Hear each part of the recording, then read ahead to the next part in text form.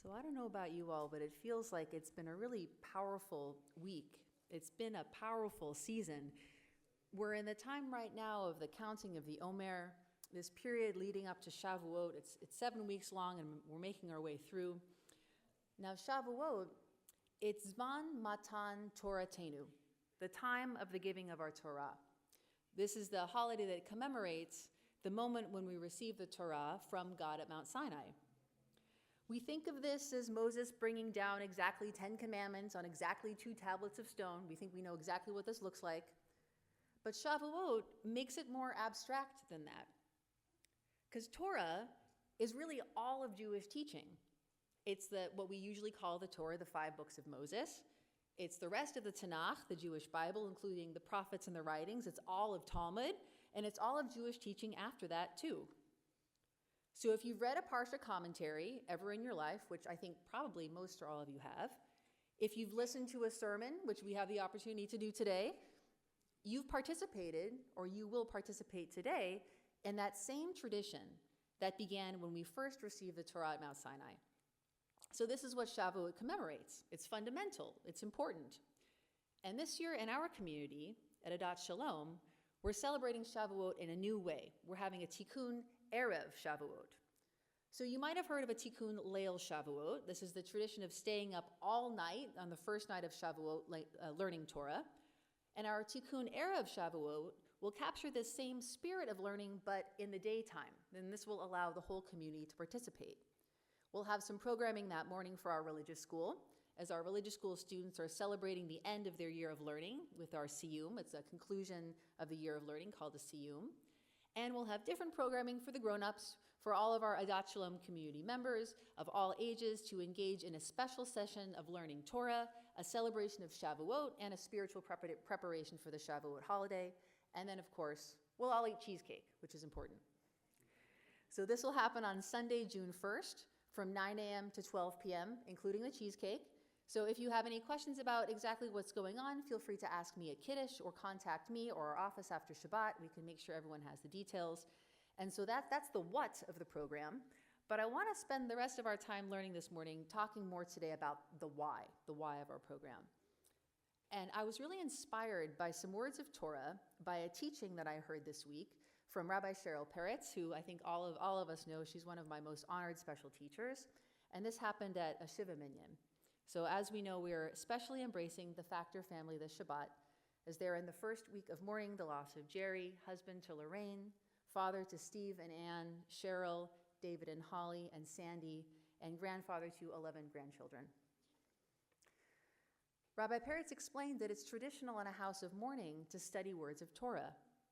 And she said she really came to understand this when she learned that the letters of the word Mishnah, which is a type of Jewish text traditionally studied in a house of mourning, can be rearranged to spell neshama, the Hebrew word that means soul. When we learn, our study of Torah becomes wrapped up in, it becomes bound up with the soul of our loved one. Our tradition teaches that this brings their soul comfort, and our experience teaches us that it brings us comfort as we remember them. So these are some powerful and meaningful reasons we study Torah: spiritual devotion, connecting with the soul of a loved one, and comfort as we weave ourselves into Jewish tradition. And there's also another reason that we study Torah that I've been reflecting on a lot this week. It's hard to put it into words exactly, but I think it's this. Studying Torah helps us understand our life experiences. It gives us wisdom from generations of ancestors that came before us, and that wisdom helps us make sense of what it means to be human. And here's why I'm thinking about all that. I've been thinking specifically about the first section of Talmud that I ever learned. It's about the rules of returning lost objects, which we can probably all relate to. We've probably all lost an object or something that belongs to us in our lives. So this section of Talmud begins with a question. Which lost objects belong to the person who finds them? And which lost objects is the finder required to return to their original owner? And it continues and says, these are the type of objects that belong to the person who finds them: scattered coins, scattered fruits, essentially anything without an identifying mark. Because without an identifying mark, the finder can't know who to return those objects to. But if the objects do have an identifying mark, a way of indicating who the objects belong to, the finder is required to seek out the owner and return them. So then it gets way more detailed than that, of course. What exactly is an identifying mark? What about the place the objects are lost or the value of those objects? In exploring these issues, the discussion soon turns to a concept called yeush.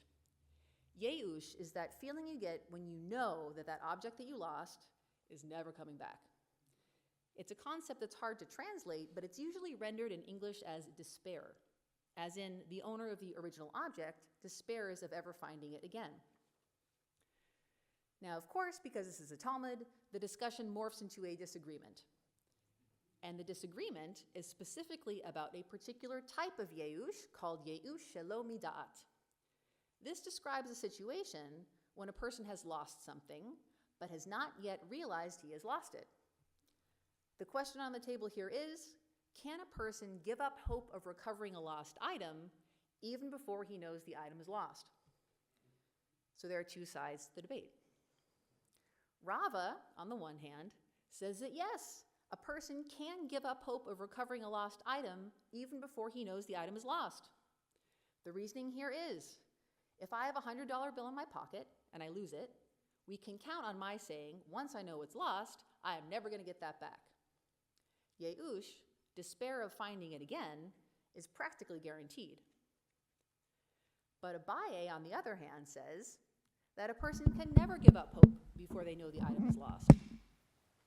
Maybe if I have a $100 bill in my pocket and I lose it, I'll say, I know I dropped it in the parking lot at Trader Joe's.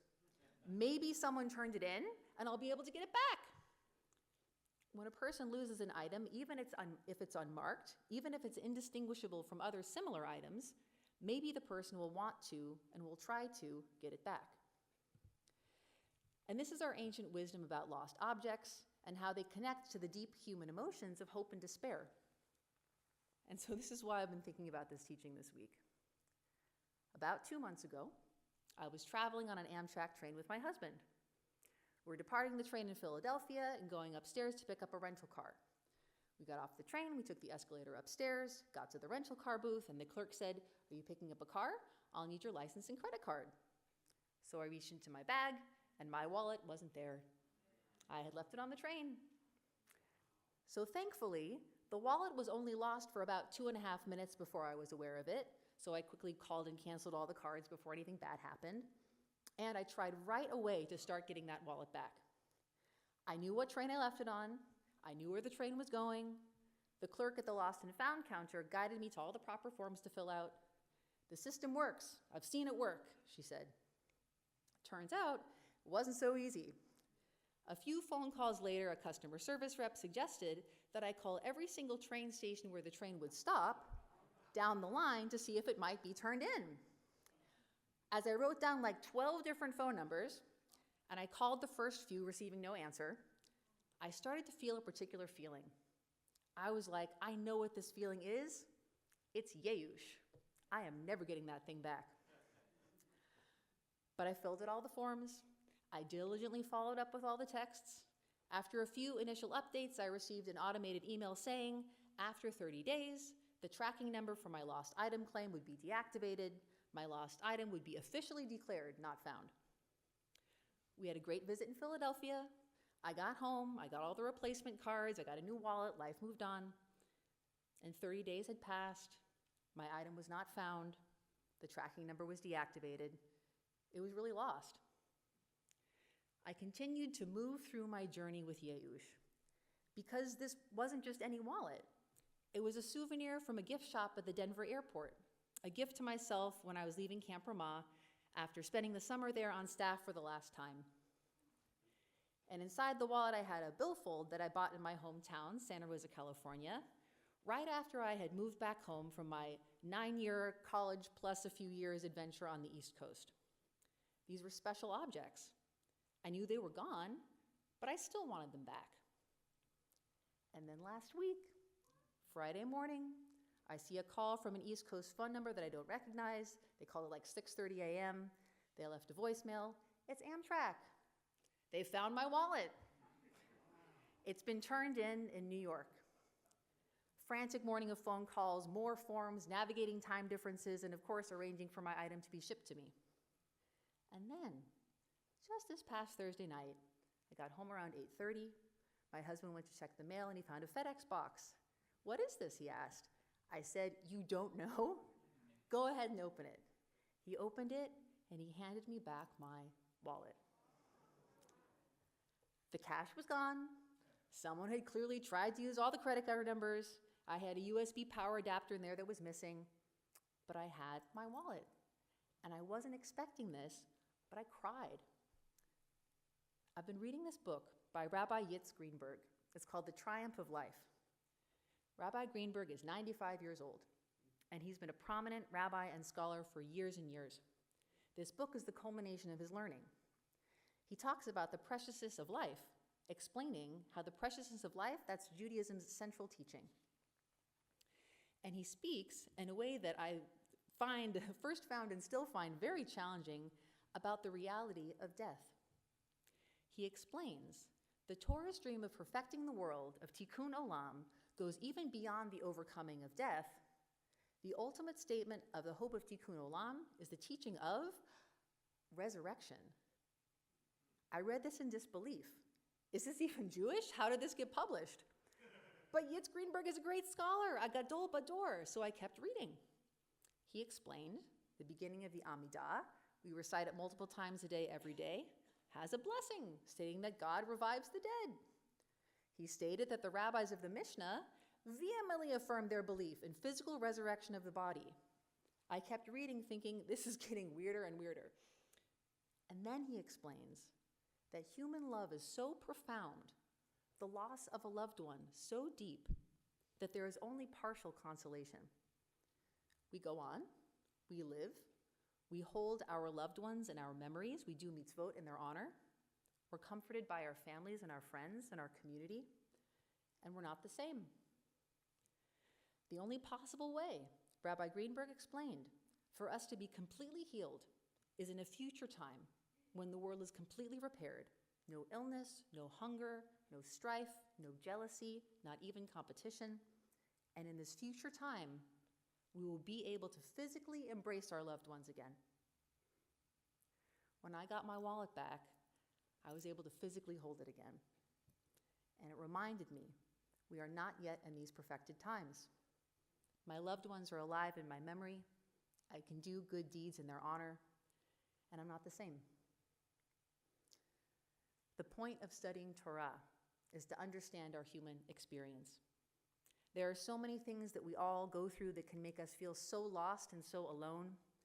And we are so blessed, especially here in our Dot Shalom community, to have one another, to have the support and resources of community, and to have the embrace of friends. And in those moments of quiet, late at night and early in the morning, those moments when we are in solitude, we are so blessed as Jews to have our Torah. We can read the stories of our matriarchs and patriarchs and see what we admire in their character. We can read the poetry of our Psalms and remember the beauty of our world, feeling God's comforting presence. We can study the arguments in the Talmud and see how much they have to show us about what it means to be human. So come join us in learning for our Tikkun Erev Shavuot, starting at 9 in the morning on Sunday, June 1st. We will uplift our souls with Torah. We will learn in honor and in memory of our loved ones. Our learning will lift us up, and through Torah, we will draw closer to one another and to our own Jewish essence and our own humanity. Shabbat Shalom.